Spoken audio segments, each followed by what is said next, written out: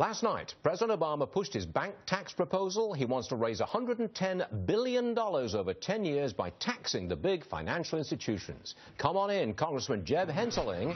He is the chair of the House Financial Services Committee. So, welcome to the program. Good to have you on the show today, sir. Thanks for inviting me.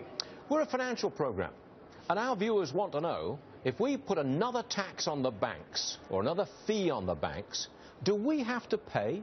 Tell us, sir. Well, you know, it's interesting, Stuart.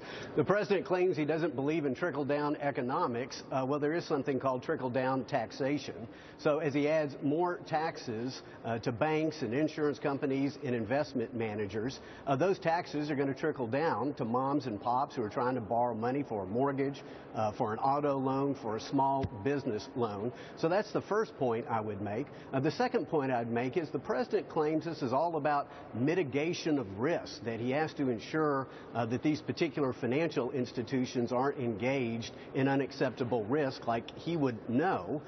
My question is, what was Dodd-Frank all about? So is this a tacit admission that Dodd-Frank has failed? Well, what it really means is the president and his administration is actually and adding more risk to the economy as they control still roughly 90% of the housing finance market and trying to repeat all the mistakes that brought us into the financial crisis in the first place. Listen, I studied economics and go ahead. Do you have the details? We were told that this was going to be a tiny, tiny little tax on every single financial transaction, like a tenth of a cent or something. Then we were told it would be a tax or a fee added to loans, whether it's a mortgage loan or a car loan. Is it all of the above? Well, I don't know, because the details are a little fuzzy, like a lot of the administration's proposals.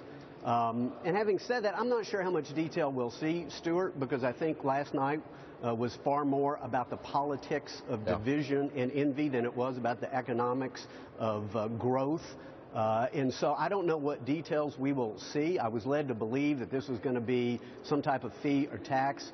Frankly, two different fees. One to be registered on financial institutions that have more than $50 billion in liabilities. And I think they're also talking about a transaction tax every time some school teacher or factory worker wants to make a trade in their IRA. I mean, it's no wonder that the middle incomes have fallen. The middle income wager has fallen behind during Obama's presidency. It seemed like the president wanted to take the Democrat Party to the left, beat up on Wall Street as a good talking point for the voters, and he sounded a lot like Senator Elizabeth Warren. What do you say? Well, he's had the talking points down for a long time, but most Americans don't want to occupy Wall Street. They just want to quit bailing it out.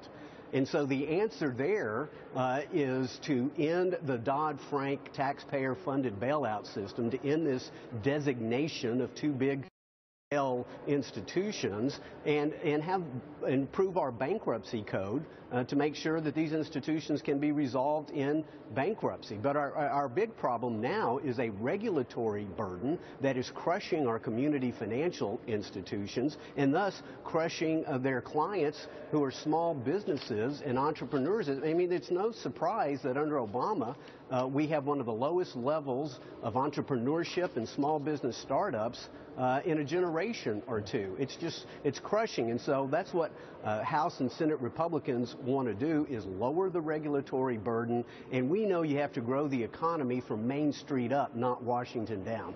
But it's just not fair that all these people make all this money, Congressman. I want my piece too. You know how it goes.